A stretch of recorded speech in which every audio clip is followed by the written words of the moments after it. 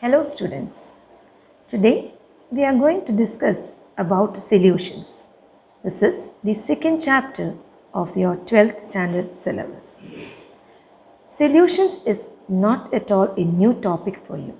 You have already learned many of your aspects in your lower classes. But yet, as we grow into higher and higher classes, we have got lot of new concepts to be added on to our knowledge. This video will be part 1 of the chapter. So let's start our topic. Solutions. What is a solution? A solution is formed by dissolving a substance into a particular solvent, and we consider that this is a mixture of two components. When we consider examples like perfumes, antiperspirants, air, steel, brass, bronze, actually these are also solutions. So solution is a very broad term, and solutions mainly depend upon their concentrations. When we discuss about a particular concentration, 1 part per million of fluoride solution, it definitely helps from our teeth from decay. But when we consider a higher concentration of solution, say 1.5 parts per million, then it just brings spotted tooth. And if it is increased furthermore, it is a toxic substance and it is used as rat poison. So you can see that now we can define the solution as a homogeneous mixture of two or more chemically non-reacting substances whose compositions can be varied within certain limits. Knowing the definition of a solution is very important. Now let's look into the solution. We can see that when we make a solution, the component which is in lesser quantity is referred to as solute. At the same time, the component which is taken in excess quantity is called as a solvent. So this is how a solution is being formed from a solute and a solvent. When we consider only one type of a solute and only one type of a solvent for solution, then it is called as a binary mixture. And in this chapter, we shall be discussing most of the time of a binary solution. Solutions classification, as you can see, is of 3 types: gaseous solution, liquid solution, and solid solution. In gaseous solution, you can see that the solvent is only gas, but at the same time the solute changes. For example, air can be considered as a gas in gas mixture. Chloroform in nitrogen can be an example for liquid in gases. Camphor in nitrogen is an example for solid in gas. We do have a lot of examples for each category. Liquid solution. This is one of the very important solution regarding to a chemist. Here, the only solvent is liquid. If we consider the air or oxygen dissolved in the water, we can see it is an example for gas and liquid. Liquid and liquid, a good example is ethanol in water. When we dissolve glucose, salt, sugar, we consider that as a solid in liquid solution. Being dealing with chemistry in lab and lot of experiments, we usually use solution. So liquid solution is of great importance for us. The third category is solid solution. Here the solvent is solid, whereas the solute changes from gas, liquid, or to solid. Hydrogen, being present on palladium, can be considered as an example of gas in solid. Mercury and dissolved in sodium can be considered as liquid in solid solution. Copper being mixed with gold which is a common practice of making jewelry, is an example of solid in solid. So in short, types of solutions are of three types: gaseous solution, liquid solution and solid solution. In this chapter, we shall be discussing about liquid solutions in detail. When we consider liquid solution, it is important that we be aware of the concentration of the solution we are coming across with. Concentration can be expressed in two ways: qualitatively and quantitatively. Qualitatively, we consider it in two ways: dilute solutions or concentrated solution. When the solute is in lesser quantity, it is called as a dilute solution, and when the solute is in a higher quantity in the liquid or in the solvent, then it is called as a concentrated solution. But rather, this is a general approach. It is not very precise. So, to have a precise knowledge of concentration, we opt to quantitative method. Quantitatively, we have got the following methods of concentration expression. First, we have got in total 7 types of concentration techniques being mentioned in this chapter: mass percentage, volume percentage, mass by volume percentage, parts per million, mole fraction, molarity and molality. Maybe one or two you would have discussed already in your 11th standard. Let's now revise. Let it be a revision for us, but let's go in order. The very first one is mass percentage.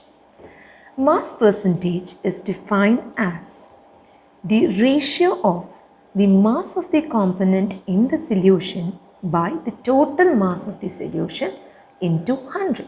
That is, mass percentage is the weight of solute present per 100 units of the solution.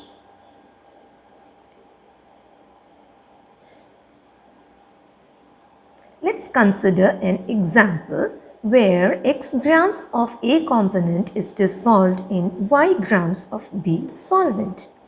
Then mass percentage of A is mass of A divided by mass of A plus mass of B, that is the total mass of the solution, into 100.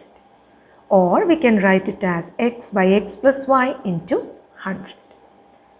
To come to a practical example, if it is given as 20% by weight solution of sodium chloride, it means 20 gram of sodium chloride is dissolved in a total solution of 100 grams. That is, there will be 20 grams of sodium chloride, 80 grams of water. Going to the second type of concentration method, volume percentage. A volume percentage is defined as the total volume of the component in the solution divided by total volume of the solution into 100. We can consider an example for this particular case. Consider a 25% by volume of ethanol solution in water. It contains ethanol 25 ml and water 75 ml. On substituting, we will get 25 by 100 into 100, that is 25%. Going on to the third unit, mass by volume percentage. It is defined as mass of the solute by total volume of the solution into 100. For example, a 23% mass by volume solution consists of 23 grams of the solute and a total volume of 100 ml. This mass by volume percentage is quite important in our medicinal field. Let's discuss our fourth unit, parts per million. This unit is very important when we come across a condition where the solute is in a very less quantity with respect to the entire solution. In such a case, we can take the unit as parts per million is equal to the ratio of the total parts of the component divided by total number of parts of all the components of the solution into 10 raised to 6, which converts it into per million. Here, the total parts of the component and the total number of parts of all the components of solution can be measured in various ways. It may be mass to mass, mass to volume, or volume to volume. An example you can see here is the dissolved oxygen content in seawater is measured as 5.8 parts per million. The same way, even the pollutants present in the air is also measured in terms of parts per million. Even in the blood also, we measure a lot of components in the unit of parts per million. Now going on to the next quantity or next unit, mole fraction. Of course, this unit is something which is already there in your previous class. A mole fraction is actually represented by the symbol chi. It is number of moles of the component by total number of moles of all the components in the solution. Suppose we consider a particular type of solution which has got two components, A and B. The number of moles of component A is represented as Na and the number of moles of component B is represented as Nb. Then chi A or the mole fraction of the component A is equal to Na plus divided by Na plus Nb. Similarly, you can even write it for component B. It is Nb divided by Na plus Nb. The sum total of the mole fractions of the two components is always equal to 1. Now, let's consider a particular type of solution which has got I components. Then, we can say that the mole fraction chi I or the ith component mole fraction is equal to number of moles of the ith component, that is Ni, divided by N1 plus N2 plus N3 up till Ni, that is the total number of moles of the components present there. Same way, we can write that the sum total of x1, chi1, chi2, chi3 up till chi I is equal to 1. That is, the sum total of mole fractions of all the components will always be 1. Let's go for a practical example like 4 moles of alcohol and a 6 moles of water solution. Then the mole fraction with respect to alcohol is equal to number of moles of alcohol divided by number of moles of alcohol plus number of moles of water, which is 4 by 4 plus 6, that is 0.4. In this case, if you want to consider the mole fraction with respect to water, then you have got an easy way. Rather than taking the ratio, you can use the concept of total mole fraction is equal to 1. So, you will get mole fraction of water as 1 minus 0.4 is equal to 0.6. Now, going on to our 6th concentration term, molarity. Please refer to the definition carefully. It is defined as the number of moles of solute dissolved in 1 liter of the solution, and it is represented as capital M. Once again, it is the number of moles of solute dissolved in 1 liter of the solution. As per the equation, you can see number of moles of solute N divided by total volume of the solution in liters represented as V. To calculate number of moles of solute, you know the equation from your lower classes, given mass by molar mass. Substituting, the total equation becomes as M is equal to WB by MB into 1000 by V. Let's do a problem now. Calculate the molarity of a solution containing 10 grams of sodium hydroxide in 500 ml of the solution. Write the equation first for molarity. WB by MB into 1000 by V is equal to M. Jot down the quantities given there. 10 grams of sodium hydroxide is the solute, so it is WB is equal to 100. Volume mentioned here is 500 ml. And molar mass of sodium hydroxide can be calculated to 40 grams. Substitute them into the equation, simplify, and the answer is 0.5. Now going on to the last unit, molality. It is defined as the number of moles of solute dissolved per kilogram of solvent. So that is the difference between molarity and molality. Molarity is dissolved per liter of the solution, whereas molality is dissolved per kilogram of solvent. You can see the equation there. Number of moles of the solute by mass of the solvent in kilogram. Again, on substituting the calculation of number of moles, we get WB by MB into 1000 by WA, where WA is the mass of the solvent and it has to be converted from gram to kilogram. Let's do a problem based on molality also. An antifreeze solution is prepared from 222.6 gram of ethylene glycol and 200 gram of water. Calculate the molality of the solution. If the density of the solution is 1.072 gram per ml, then what will be the molarity of the solution?